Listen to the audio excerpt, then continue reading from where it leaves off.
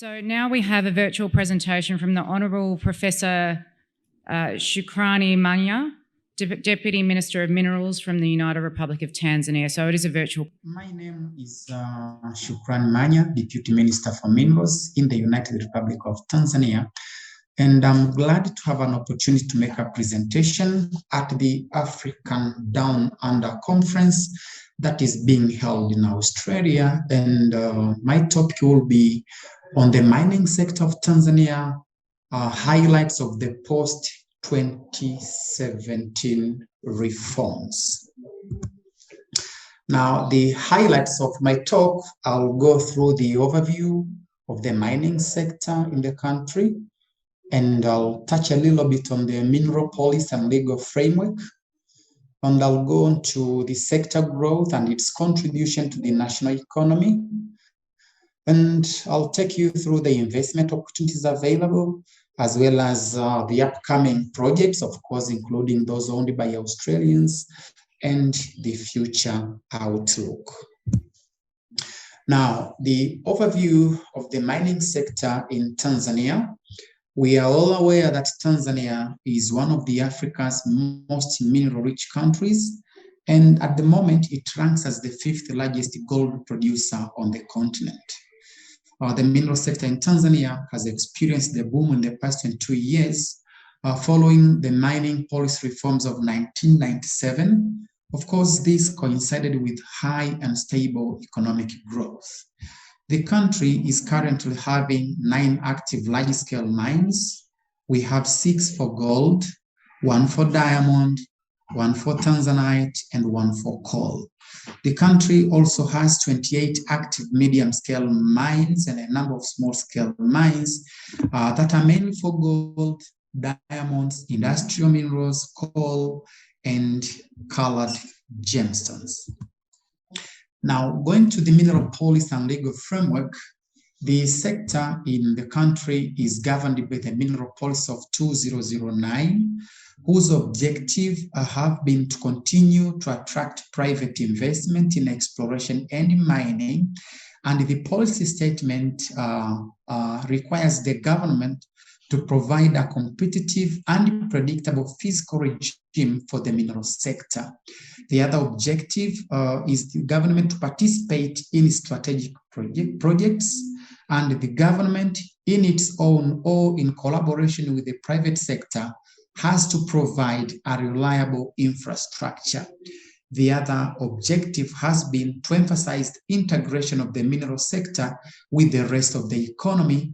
And in this one, the government has to encourage and promote establishment of reliable and capable financial institutions. Now, touching on the legal framework, what we have in Tanzania as laws that are applicable to the mining sector, the first one is the Mining Act of 2010 that was amended in 2017, and that is what we call the Mining Act Cap 123. But also the sector is being governed by the Explosive Act of 1963, of course, which is due for review soon. And also this Mining Act Cap 123 sets out the legal framework governing the mineral exploration, exploitation, and trading of minerals in Tanzania. Now, the features of the amended Mining Act, one feature is the ownership of minerals and government lien, and the other one is the state participation in mining projects, for which we envisage a 16% government share in all mining projects.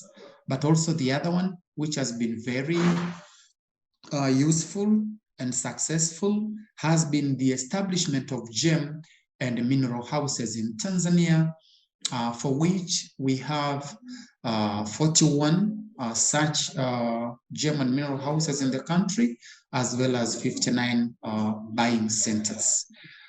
This has been mainly done to assist the small-scale mining subsector in the country, because it is the one that takes care of their commodities in terms of sales and purchases. Now, the other highlight of the Mining Act as amended has been to have in-country mineral beneficiation. And the last one, but not for its importance, is the implementation of local content regulation and management of corporate social responsibility, for which we have found a lot of dividends in trying to implement this kind of regulation in the mining sector.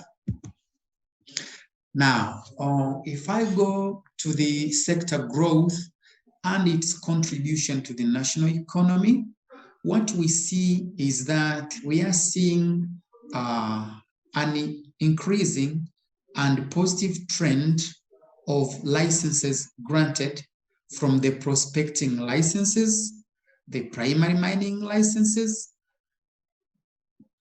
as well as the trading licenses. And overall, you'll find that you have a positive trend when it comes to the licenses that are requested when it comes to prospecting as well as processing licenses. And touching on the same topic, you see that when it comes to the non-tax revenue collection trend, again, you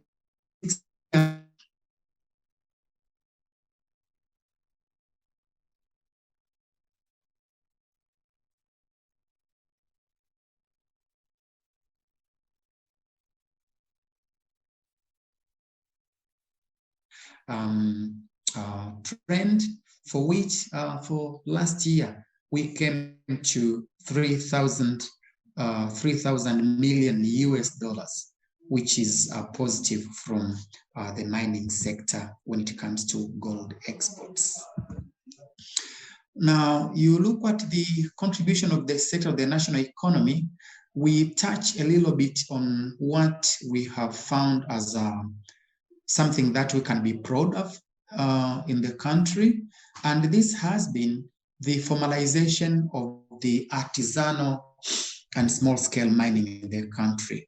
First of all, something that has been done is granting of mineral license to artisanal and small-scale miners, because in previous times, they were just going into places without any license and invade areas. But we tried to make sure that we reduce the invading of these guys and grant them mineral licenses. And the other thing that we do is, first of all, we identify and demarcate suitable areas for small-scale mining, and then we issue them license for that matter. And over this period, at least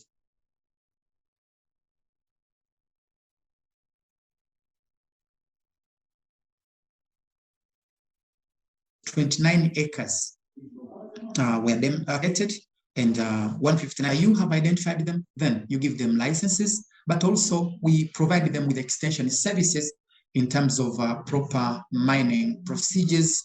And because after they have their mineral producers, they didn't have where to sell, and that's when the establishment of gem and mineral houses came into place. And as I said previously, a total of 41 such mineral markets and 58 buying centers have been established in the entire country where they are, the minerals are produced. Now, the benefits of such markets has been to the small-scale sector, existence of, but also the decrease of mineral smuggling events in the country. But also the country has now access to real statistics of produced and traded minerals. But also something that we are also proud to tell the international community is that no fake minerals, be gold or gemstones, are being traded in our markets. So this is a call to the international community that if they want to buy minerals from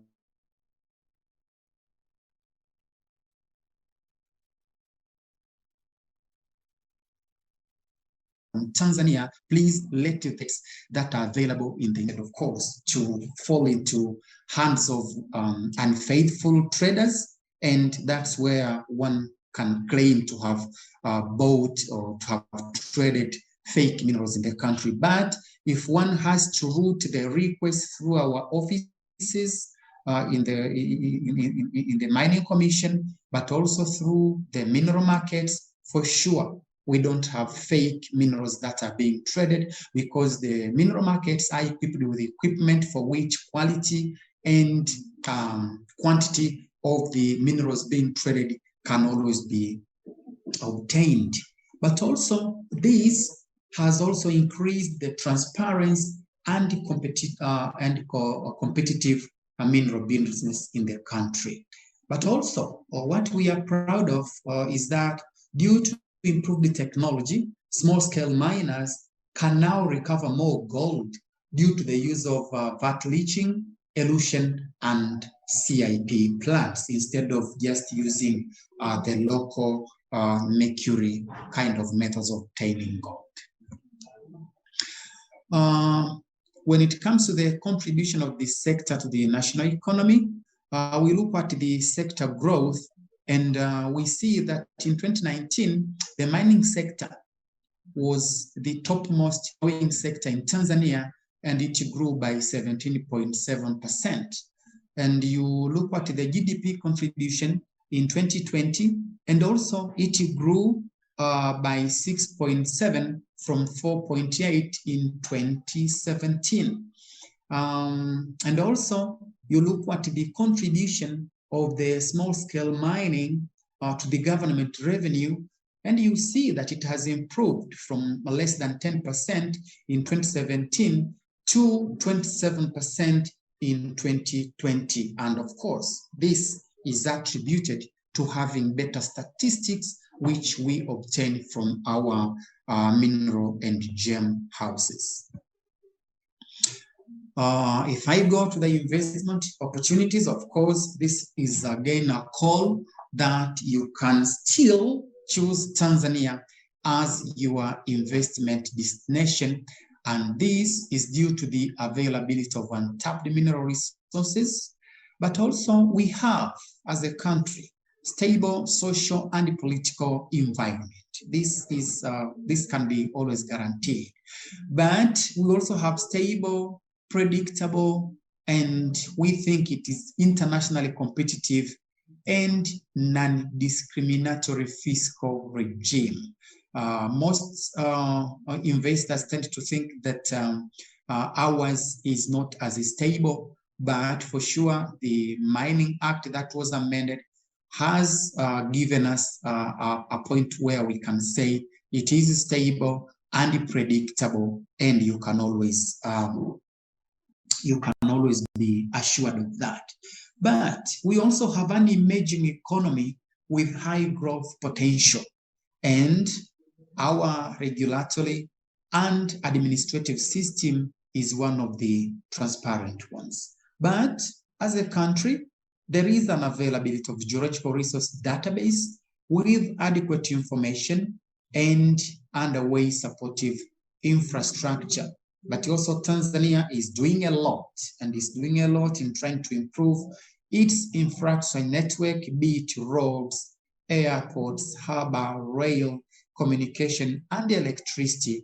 I think we are doing a lot to try to put these things in place so that whenever an investor comes to Tanzania, then he finds that when it comes to the infrastructure network, then it is not a hindrance or a roadblock for that matter.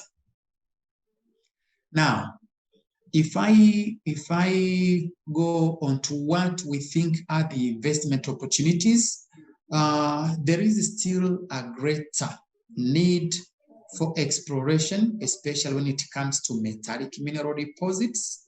Most of the mines are the ones that have been existed all along, and we think there can be more new ventures into exploration, and we hope to have medium-scale mines still being found in Tanzania, and that can only be achieved if exploration is intensified. But Yes, after exploration, what you expect is mining of all types of minerals, be it gemstones, industrial minerals, coal, and metallic mineral deposits. Yes, we have those opportunities available. But one of the things that has been the theme of the Mining Act amendments has been the value addition of the mineral producers in the country.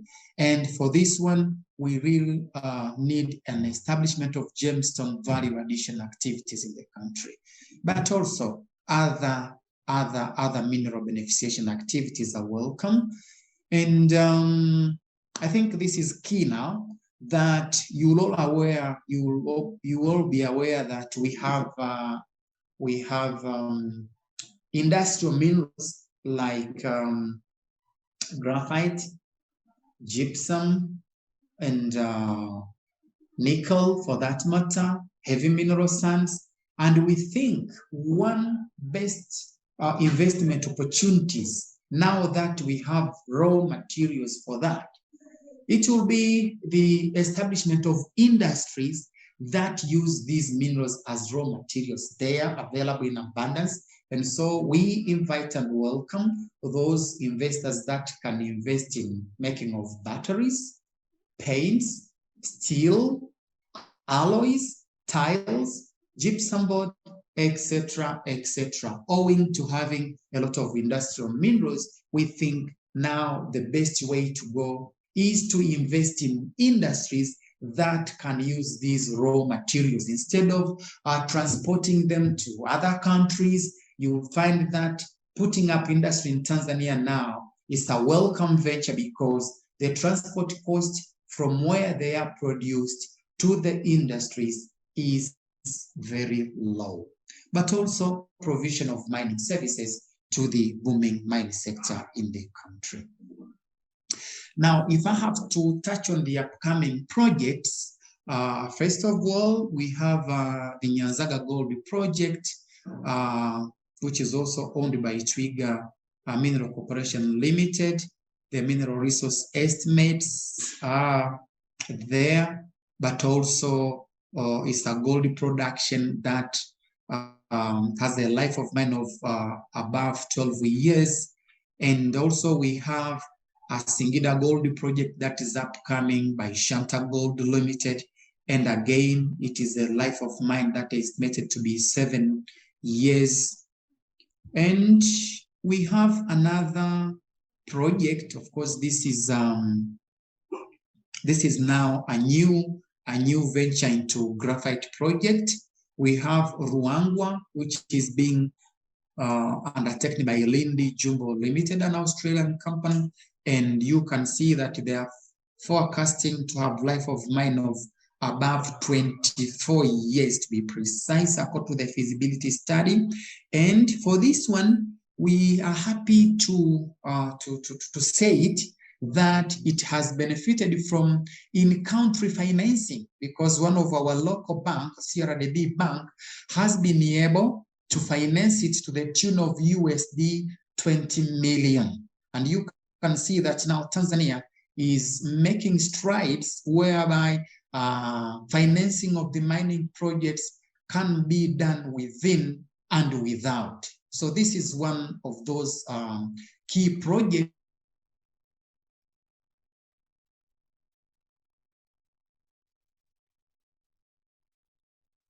whereby our own local tune, which we are really proud that many more local banks will be now trying to finance mining projects in the country. But we also have the Kabanga Nickel by Tembo Mineral Corporations Limited, but also we have the other one, the Ngwala Rare Earth Project by PRNG, which is also happening to be an Australian company. Such are the upcoming projects, which we are sure that in 2-3 years, we shall be up and running when it comes to starting of these projects. Now, looking at the future outlook of the sector, the very first one that comes to our mind is that we have to sustain the current successes in being able to attracting more FDI through private government partnerships by emphasizing predictable fiscal regime and legal systems. But ours also, as a sector and as a ministry that is overseeing the sector in the country, we want to attain the highest formal small-scale mining in the continent. And also, we have to continue to support mineral beneficiation and marketing in the country, as well as we have to expand and venture into mining of the unexploited minerals like graphite. Of course, we shall be starting one, niobium, rare earths, nickel, and iron ore. So this will be what we shall be trying to achieve when it comes to what we think is the future of the mining sector in the country. And with those few remarks or presentation for that matter, asante sana. Thank you for listening.